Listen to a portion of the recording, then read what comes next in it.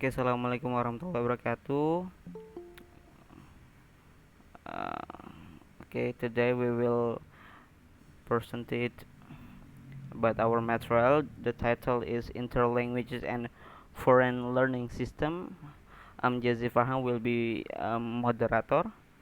The first, I will introduce my members. The first that is Alivia Wati Putri, and the second is Feby Melwa Pix. The third is me, and the fourth is Siti Uus Unaya. Next slide. So directly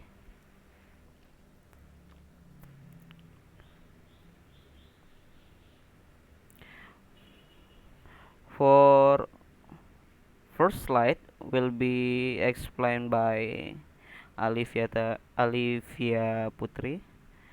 Time is yours.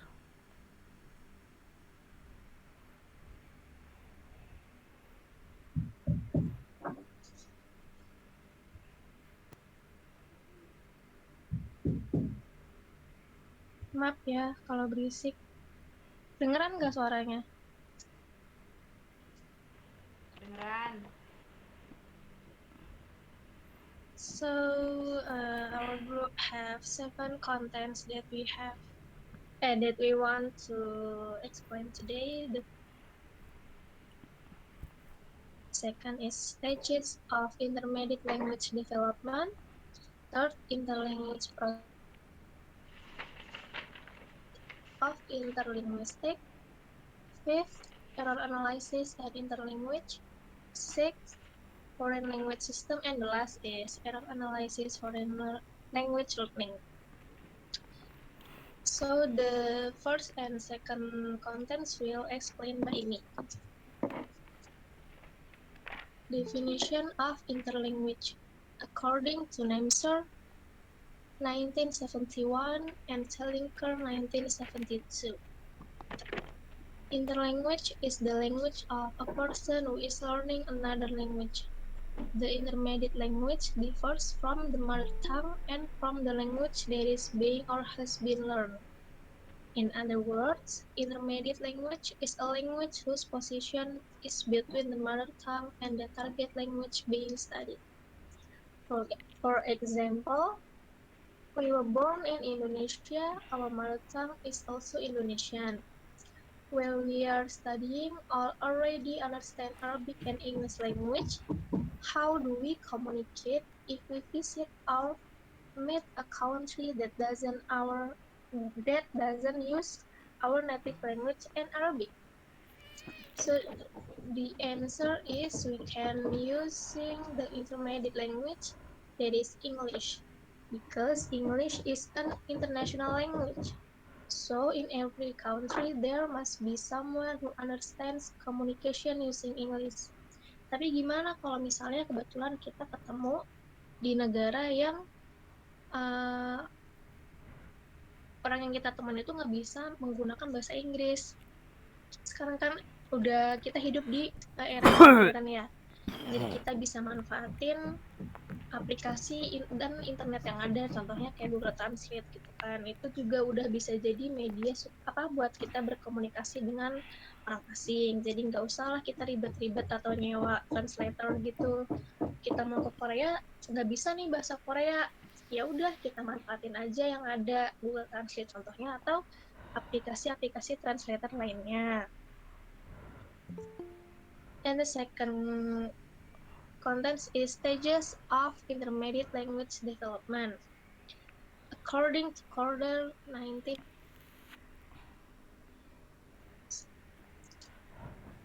the first is stages of random abuse. For example, a child said she can't dance for a moment, then she said she can't dancing when she looked a girl. And the next is the stages of resurrection. Pada tahap ini, si anak tadi sudah mulai memahami beberapa kaidah untuk membetulkan pengucapan yang salah yang diucapkan oleh orang lain. Contohnya, Si anak itu udah belajar nih beberapa kata atau vocab yang dia ketahui, tapi dia belum mampu buat mengkoreksi the wrong pronunciation yang diucapkan atau yang dia dengar dari orang lain. Contohnya, temennya bilang karena in English atau orang yang udah paham sebenarnya bacanya itu because. Karena si anak ini takut kayaknya salah deh, gimana ya, udahlah nggak usah ngoreksi, nanti aja kalau aku udah tahu gitu. And the next is systematic stages.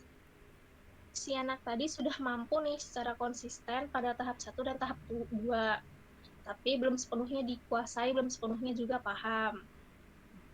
Si anak ini pada tahap 1 dan tahap 2, tahap 1 tadi si anak masih salah nih dalam penggunaan kalimatnya, dan di tahap 2 dia masih belum berani buat koreksi. Nah, di tahap 3 ini dia udah mulai uh, benar nih pengucapan dan udah mulai berani buat mengoreksi the wrong pronunciation itu tadi.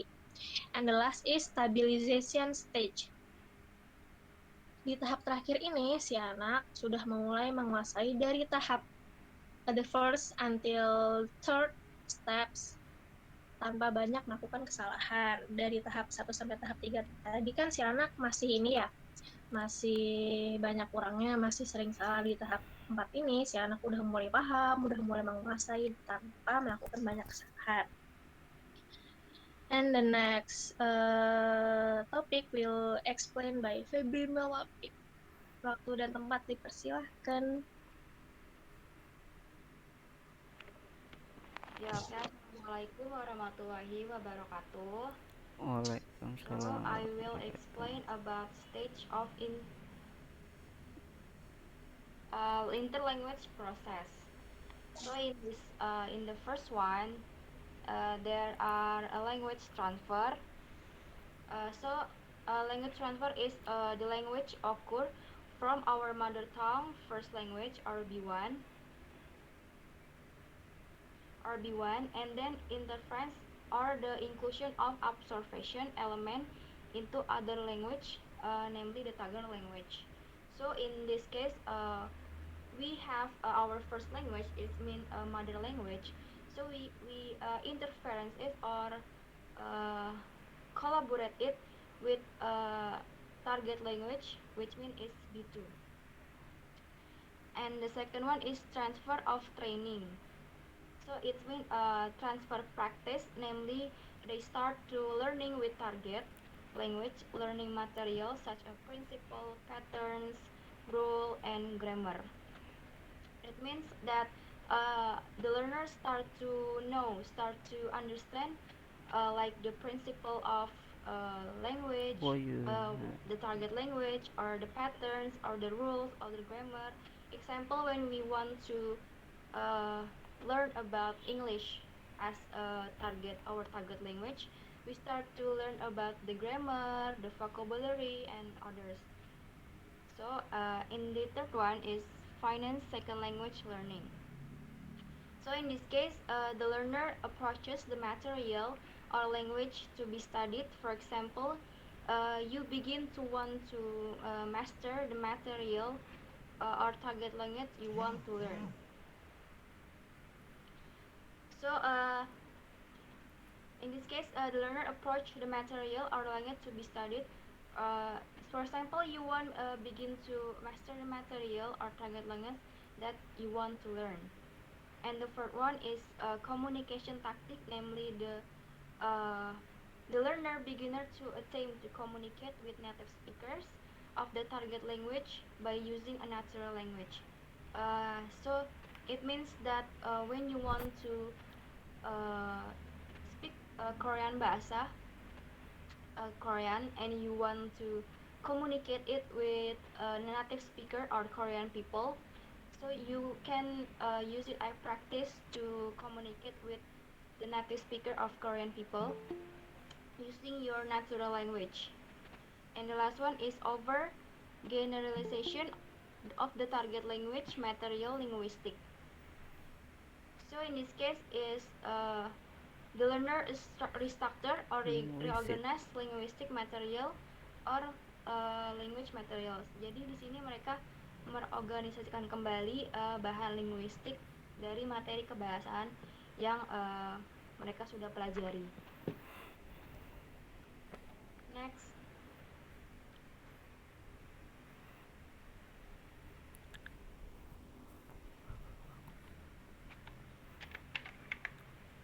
So the first one, there are the surface form interlinguistic atau bentuk permukaan antar bahasa. Pertama itu adalah speech spelling. So in this case, they are try to speech and they are spelling it correctly. And the second one is speech. They speech with relative people. They are to collaborate with other people. We try to communicate to interlinguistic. And the third one is holoprasa learning.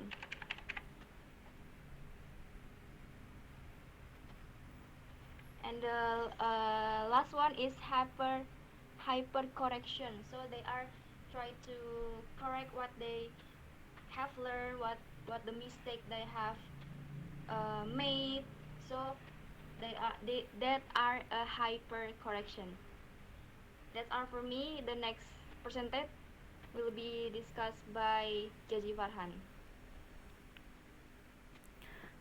Okay, next slide.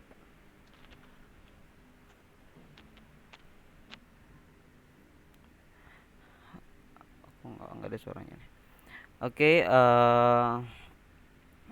for this slide, we will talk about error analysis and interlanguage.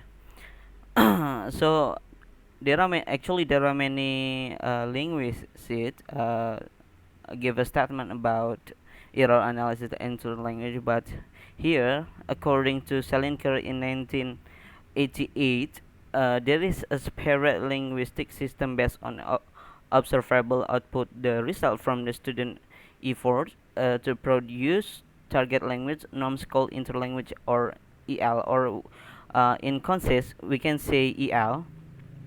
And the second statement from Theron in 1994, between language is clearly different from the learner native language, or in Kansas we can say NL, and the target language we can say TL being studied, but it's a relate not is a relate to NL and TL with interlingual in the identification in learning perception.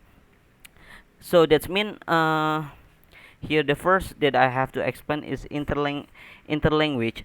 That we can hear from the first presentation, the definition interlanguage, that is do you still remember what is the definition?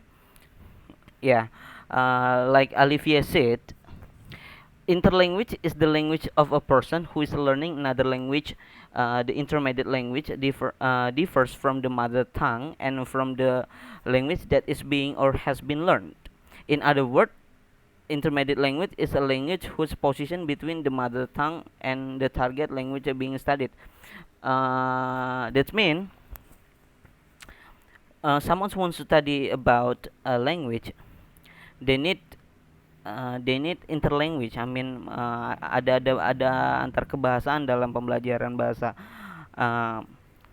Kalau dilihat dari segi sekarang yang tadi dibilang sama Liviawati, untuk pembelajaran bahasa dalam interlanguage itu kita bisa menggunakan modernisasi suatu teknologi yang itu namanya translation.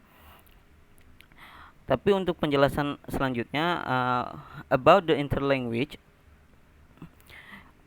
from the other linguist, menurut ahli linguistik yang lain, interlanguage is a language learning system, or simply the language study of language learner, where the student can develop their own knowledge of language that is a systematic, unique, and independent. Or interlanguage is used to the language used by EFL or English First Learner, or ESL English Second Learn. I mean EFL English First Language or ESL English Second Language student to express their thought. Jadi interlanguage itu juga bisa dibil pembelajaran bahasa yang dimana siswa itu bisa mengembangkan pengetahuannya sendiri tentang bahasa yang sistematis, unik dan mandiri. Kemudian biasanya interlanguage itu digunakan pada siswa EFL atau dalam kehidupannya itu English first language, jadi bahasa Inggris menjadi bahasa pertama mereka, atau English second language atau bahasa Inggris sebagai bahasa kedua mereka. Kemudian talk about the error analysis. That we have to know the purpose for the purpose from talk about error analysis. There are two ways to know the error analysis. The first, that is from the error caused by native language disorder, are known as interlingual disorder. Jadi pertama itu mengetahui dari kesalahan yang disebabkan oleh gangguan bahasa asli. Jadi kita mengetahui error analysis karena kita tahu dari bahasa aslinya. Sebagai gangguan disebut interlingual. And the second is on other hand, this interlingual distraction is not only such of errors that occur during the learning process. And the second is because of the form of the target language also has an effect on making mistake known as interlingual distraction. Jadi yang kedua adalah kita bisa mengetahui error analysis dari bentuk bahasa sasaran. Dari bentuk bahasa sasaran. Then we can predict the error analysis from the constructive analysis. What is the constructive analysis? The constructive analysis, that is a moment. The constructive analysis is suatu kajian mengenai different language, kajian sistematis terhadap pasangan bahasa yang dimana kita bisa mengetahui perbedaan dan persamaannya.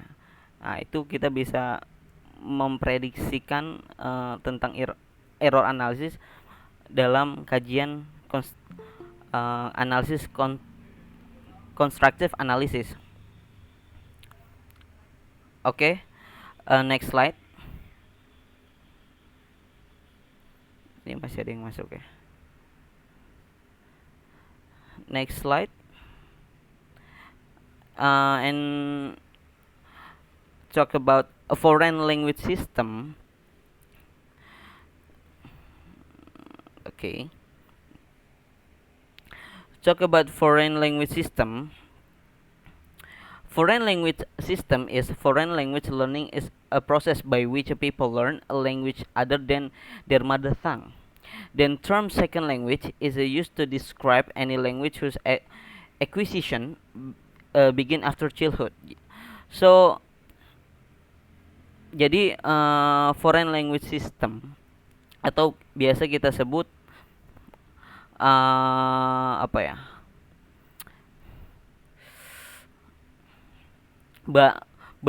sistem sistem bahasa asing itu biasanya di sini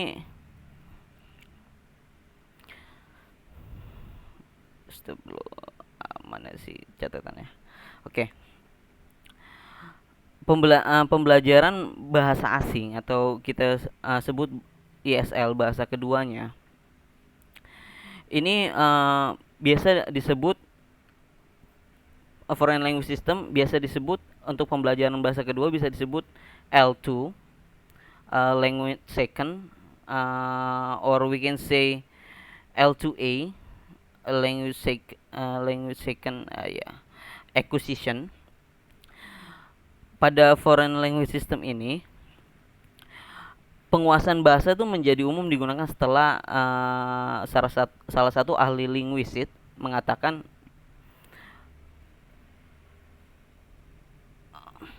pembelajaran formal dan non konstruktif aduh saya lupa lagi.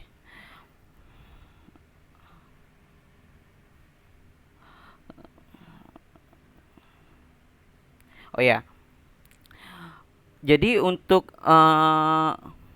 foreign language system itu ada yang namanya acquisition, second acquisition. Jadi penguasaan bahasa itu dibandingkan dengan pembelajaran atau learning proses.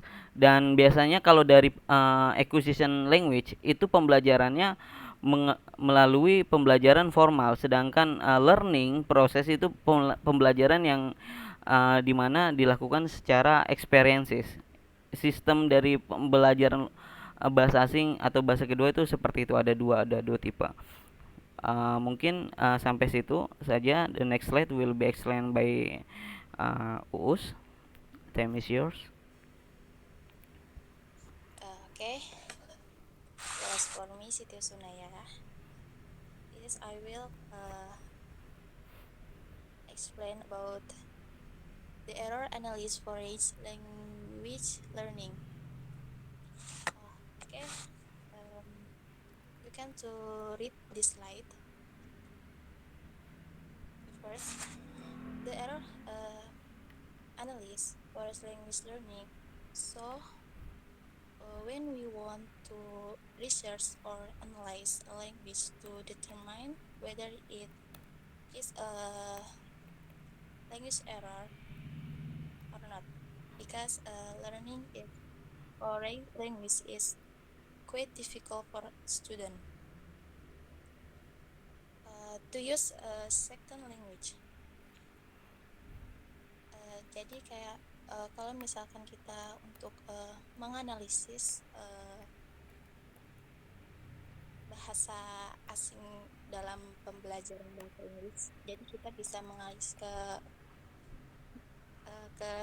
anak itu bisa dengan kayak menganalisis dari speaking dan writing. To analysis, we can look semantical and non-semantic in predicting whether there are errors in the use of foreign language. Okay, I think enough. Thank you. Any question?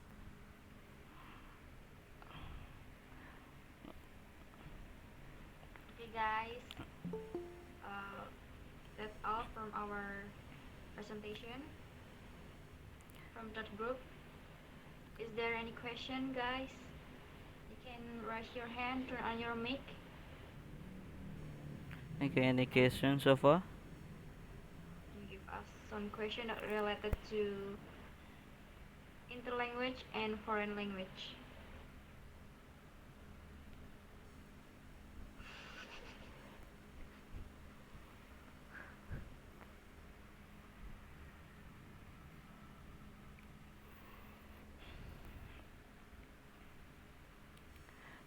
Okay, everybody, any question?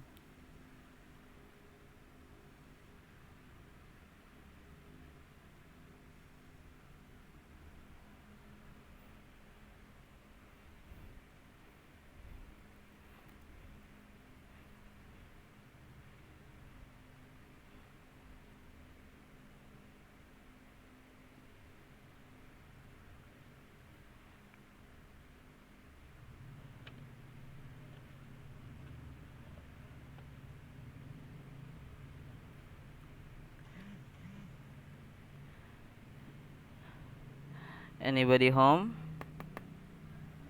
Are you there? Ayo, ada yang mau nanya? Amalia, Ayu. I don't have question. Alvin mau nanya, Alvin.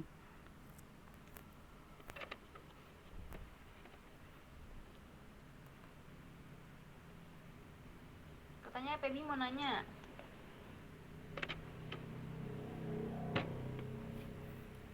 Enggak, Bu.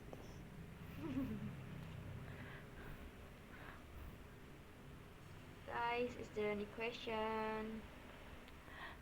At least one.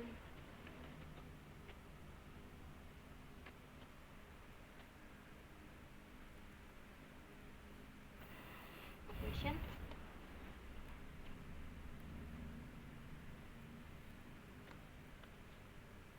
Ini masih direkam, guys. Professional. Nanti rekamannya gede. Ayo tanya-tanya, guys. Ya udah aku yang tanya nih.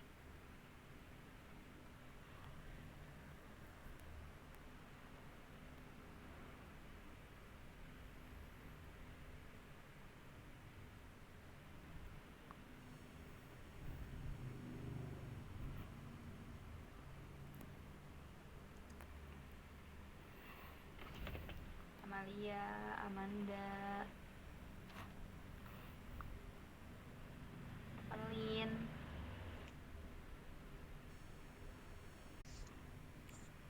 Ya, Amanda, what do you want to ask? Menurut kalian hubungan antar bahasa di tiap negara itu penting nggak dan kenapa alasannya? Ya Okay, gitu aja. okay, thank you, Amanda. Thank you, Amanda. Ya.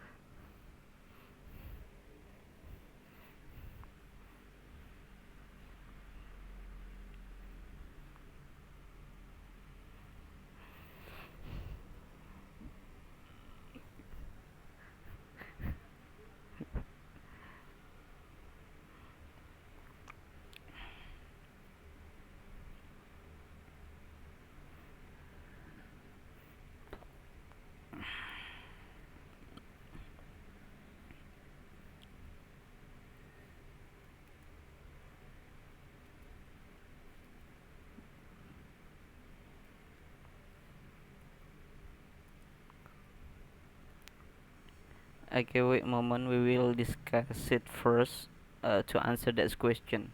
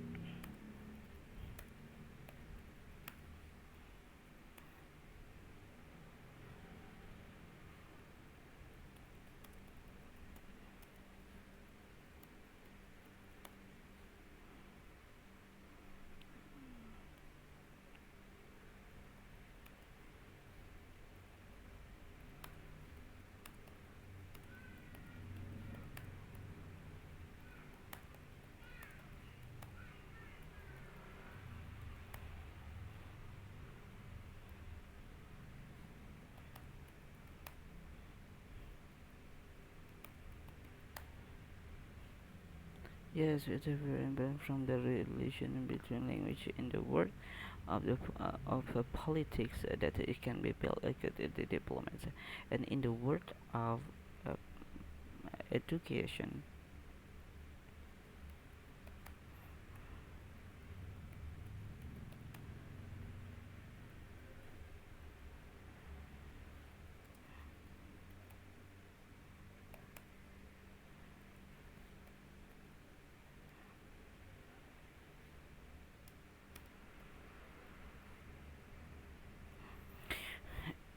And in the world of education, make it easier for language learning and to know the social language.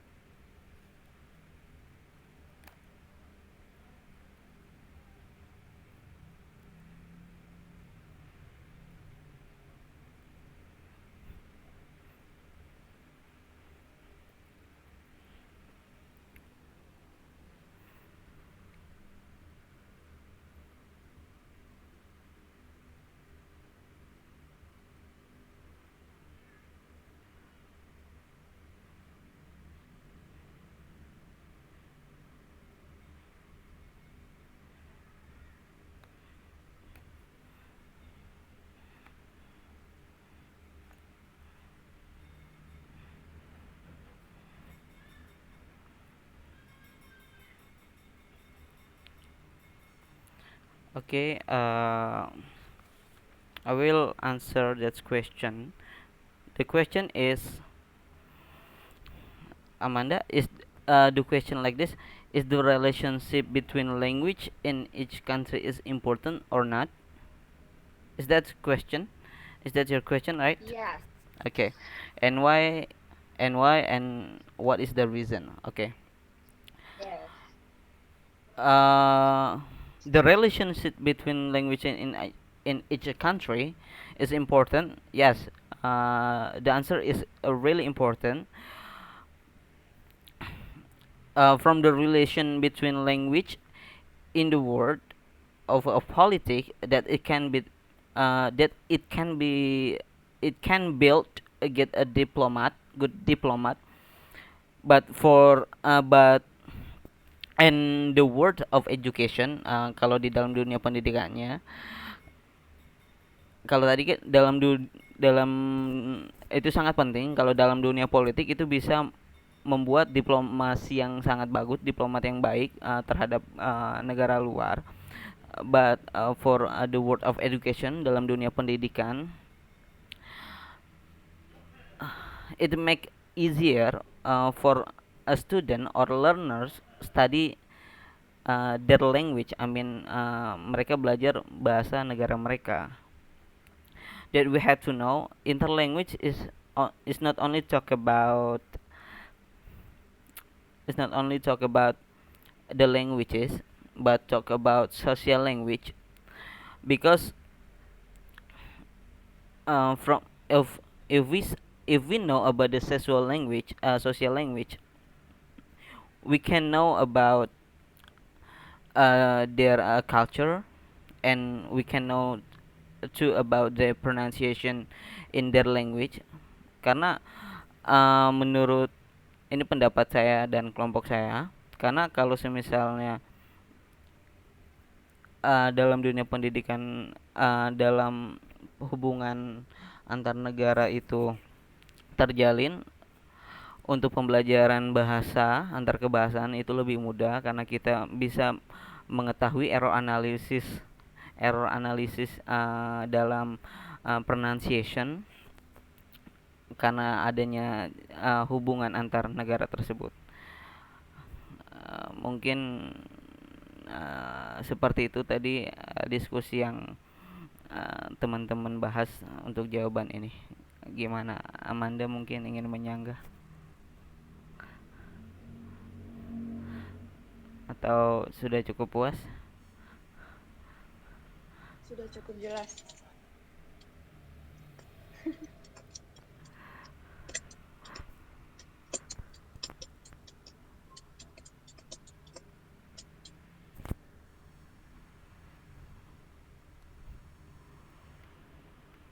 Ada yang mau bertanya lagi?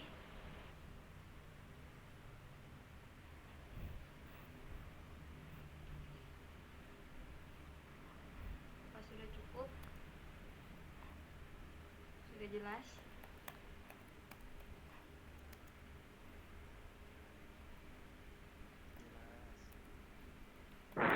Hi, presenter. Iya, Om ya. Hello, hello. Uh, yeah, I'm Yanwar. I have one question. It's related to Amanda's question before. Is it important or not? And the presenter said it's important, right? Ya. And then how if as your opinion, as presentator's opinion, how if one country they don't want to try to adapt another country's language for their religion. For example, as I know, in Hong Kong, uh, they don't use English for the foreigners who came to their country, but they just use their originally language. Like, okay, they have to speak Mandarin on that country. They don't want to try to what is that? Welcome with English because English is the international language, but they don't receive it well. They just want, okay, for the foreigners who come to my country, they have to use our language. So what do you think, presentator, about that case? Thank you so much. You're welcome. Maybe you can talk about first, Januar. Enggak, saya lagi ngabisin nasi uduk saya, bentar No, ya. no, because you don't want to show your face. Come on, show it.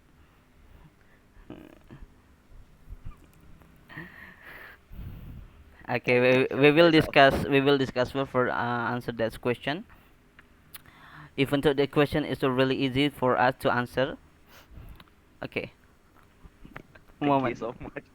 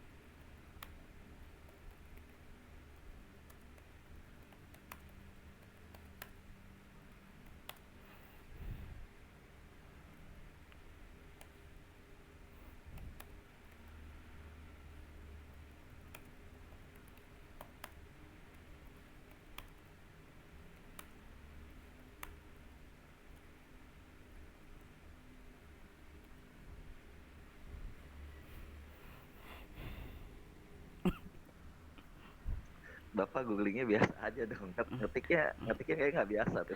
Kan saya ini diskusi sama teman-teman. Oh iya, kata saya ketiknya semangat sekali Anda. So you mean is Hong Kong is not really interesting. Make a relationship. Uh, the English, right? I mean, the easy way to say your question is like that. Ya, around that. Mm. I mean, like this. Your question is really good, but we're not talking about social because your question is bring us in see the social in Hong Kong, but we're talking about the education. We're talking about how to student learn about languages, uh, and yang dimana Demas Demas obey the rule gitu.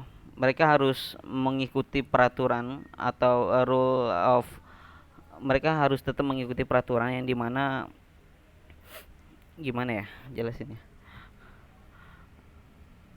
ya untuk mungkin di sosialnya mereka mengatakan it's not really important, but for the education, untuk pendidikan mereka mau nggak mau harus mengikuti itu gitu. Coba kita lihat perwakilan ini, kita lihat perwakilan dari ajang-ajang internasional yang dari Hong Kong pun mereka tetap menggunakan kebahasan yang baik kan, uh, baik dan benar begitu secara secara interlanguage-nya gitu. Mungkin dalam sosialnya tidak, tapi mungkin dalam dunia pendidikannya mereka tetap mengikuti. Menurut saya seperti itu sih, sama kelompok ini diskusi. Kok ketawa? Gimana? Enggak, saya tuh tersenyum. Iya, Ah, maksudnya, yeah, but it's hard for us, right? When we come to that country, yes, it's talking about education also. When we want to learn on that country, we get some troubles. How we, as a students, want to socialize with other people over there, right?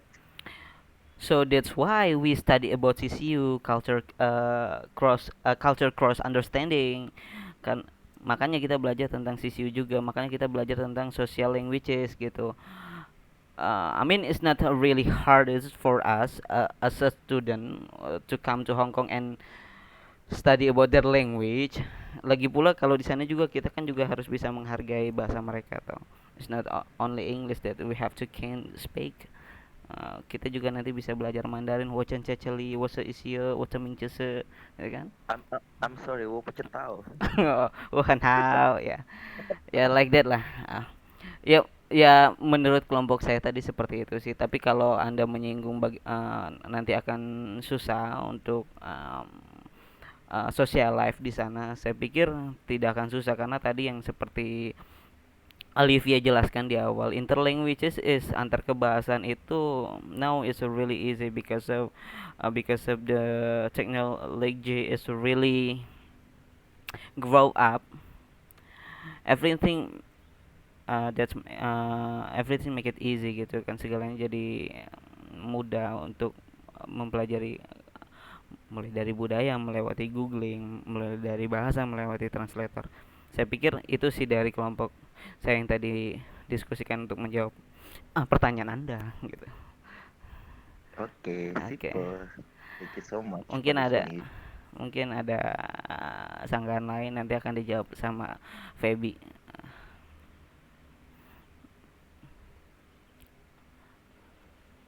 Tidak, it's enough, it's enough, it's Oh, enough. it's enough. Okay. Thank you so much for your question. It's really uh, make me inspiring to come to Hong Kong. Yeah. Okay. Thank you, thank you. Tapi kan tadi kan bahas Hong Kong ya. Hong Kong kan bahasanya bahasa Mandarin ya.